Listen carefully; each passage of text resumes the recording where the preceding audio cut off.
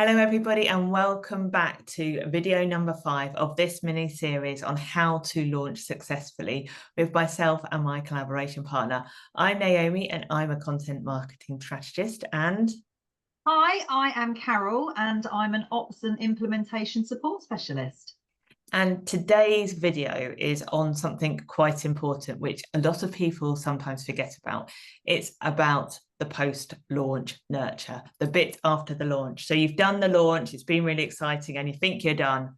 No, you're not. Not yet, because you've now got to deliver the thing you've either sold, and you've got to look after both the people that bought from you and the people that didn't, as well as look at what's worked and what hasn't. So Carol, I know from my experience that I sometimes forget to do the post. I've got the post bit after the launch. Do you see this happening quite a lot with people that you work with? Absolutely. Yeah, absolutely. You get that. You can kind of feel that sigh of relief come from clients and everything. And it is where most people unfortunately drop the ball at this point. So yeah, you're not alone. If you've done this with your own launch, you're totally not alone. It's totally natural. Yeah, it's kind of like, oh, the launch is done, cart's closed. I'm gonna go and have a nap now, have a bit of a Netflix binge and celebrate with Chinese or something. But no, it's not the end. Nearly, but not quite. Yeah, I mean, it is good to have like a little bit of a break, but you do still need to make sure you're looking after people, as well as looking at what has worked well, what you could do better next time while it's fresh in your mind, right? Absolutely, absolutely. And then this is the stage where the long-term success is built. As you say, it's not just a case of everything's done, you sold. You do need to think about the follow-ups with the people who have bought from you, thanking them for their time and their money and their investment in you and their belief in you. Obviously making sure if they've signed up to like a service or a membership or something, make sure and they have all the onboarding details, celebrating them. But yeah, it's also a case of let's not forget the people, even though they haven't bought from you yet, they have still been amazing in going on this launch journey with you, giving you their time as well. And as I say, just because they haven't bought from you yet, it doesn't mean that they won't do in the future. So yeah, don't just bin them off and write them off. Speak to them as well, thank them for their time and take interest and maybe ask why they didn't sign up this time round. Is there something specific that stopped them? Was it money? Was it time investment they couldn't quite do?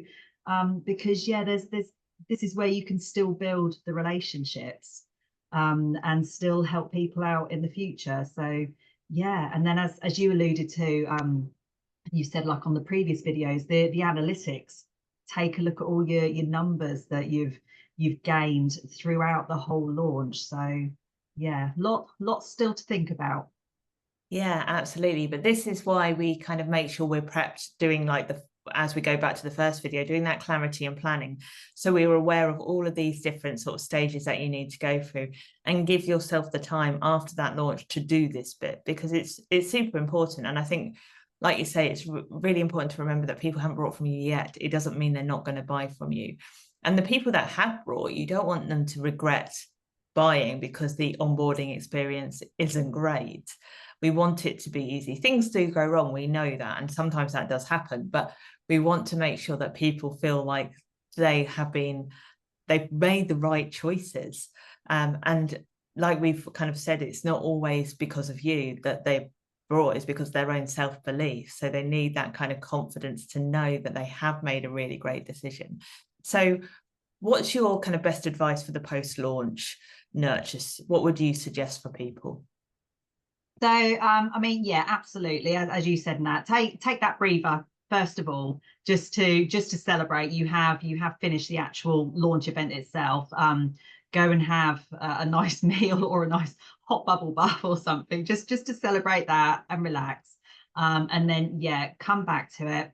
You need to say, as I say, you need to think about the people who have bought from you.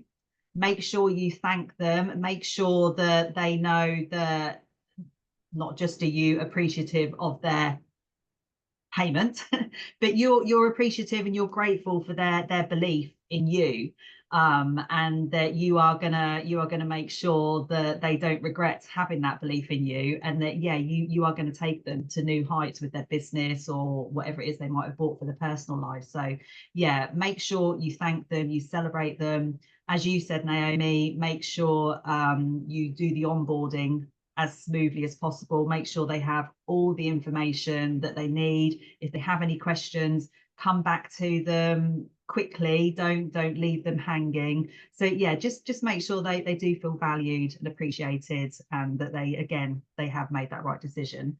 Again, people who haven't bought from you yet, follow up with them, still thank them for their time. You have still really appreciated their time in coming through the launch with you.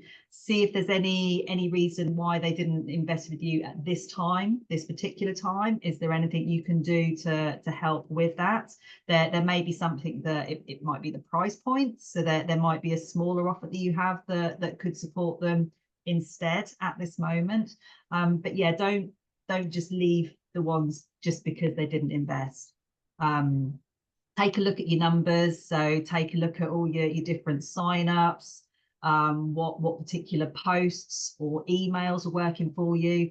Because again, this is where when you look at your numbers, you can basically see what worked well in this launch.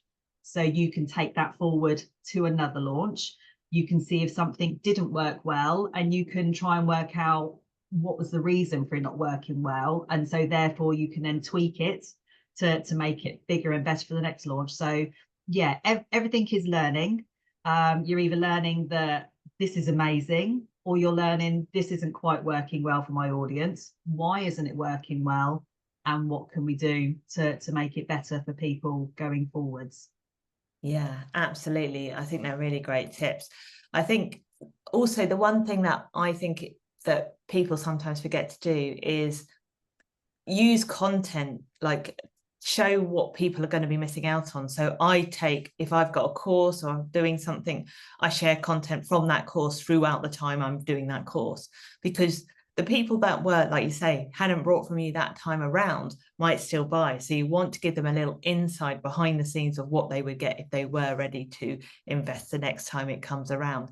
So think about how you can really build that content plan and that marketing, so you keep those people that have been really interested, that those people that are kind of warm people but haven't necessarily brought yet, engaged. What can you do with your content to really build that?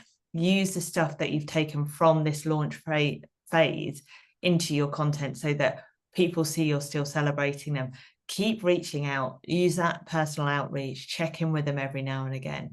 Not all the time, you don't need to do it all the time, but just keep you kind of ticking there, front of mind, and sharing those results that people are getting throughout whatever product or service that you've offered.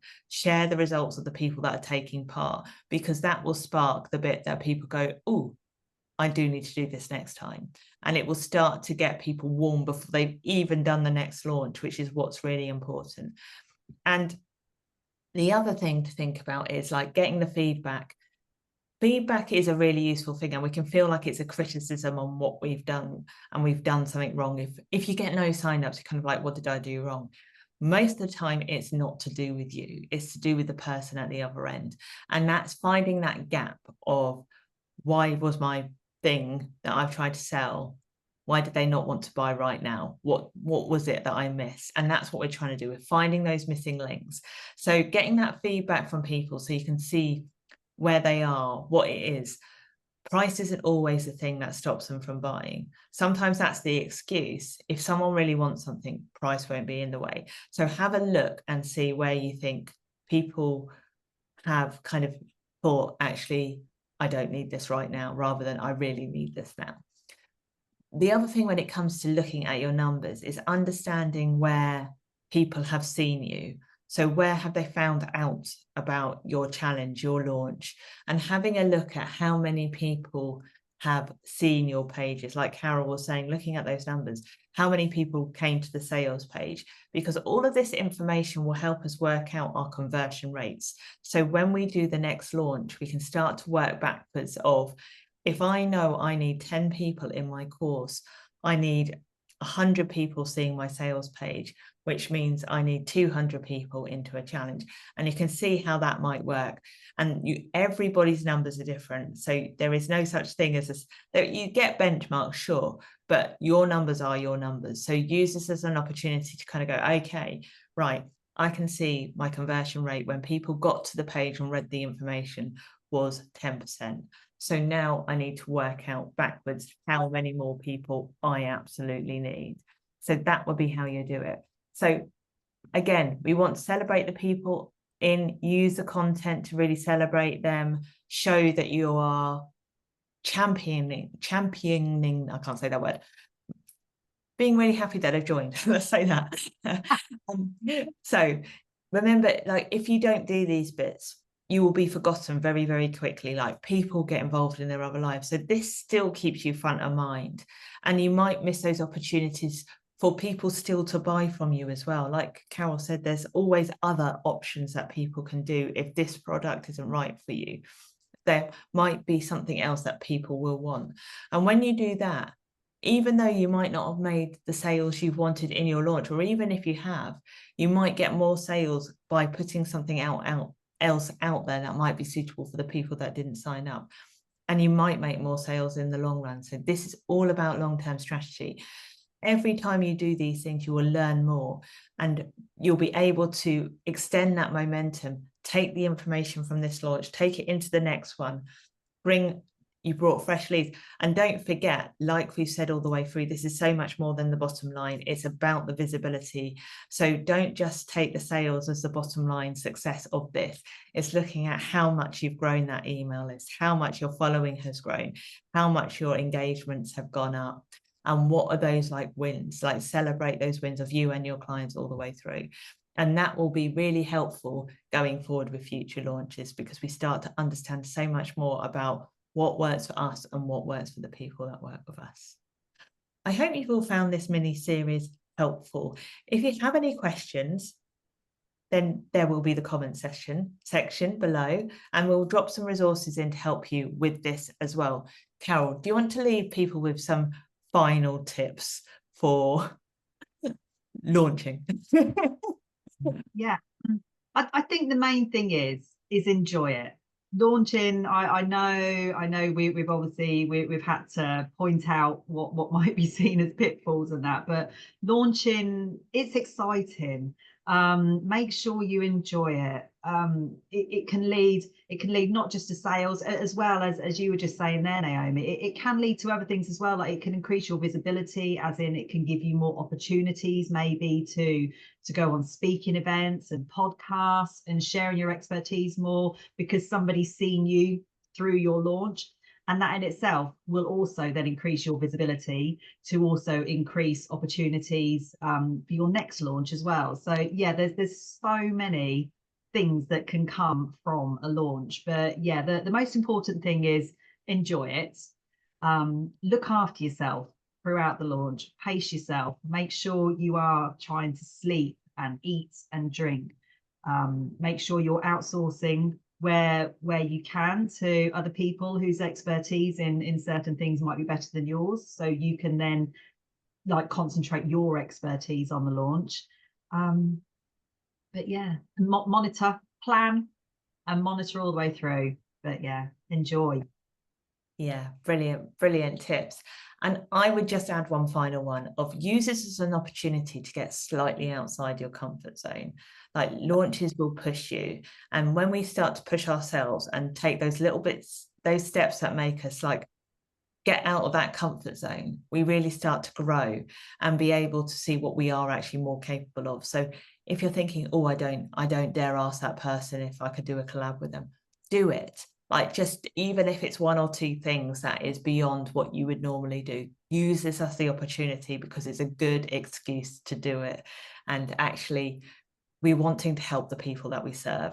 So this is how we do it. And we have to sometimes do the things that you think are not going to work for you, but try it, see what works, do something slightly outside that comfort boundary, because launches can be a little bit uncomfortable, but we're going to be comfortable with being that little bit uncomfortable, because we learn the most when we're there. Thank you everybody for watching this mini series, and I hope you find this useful.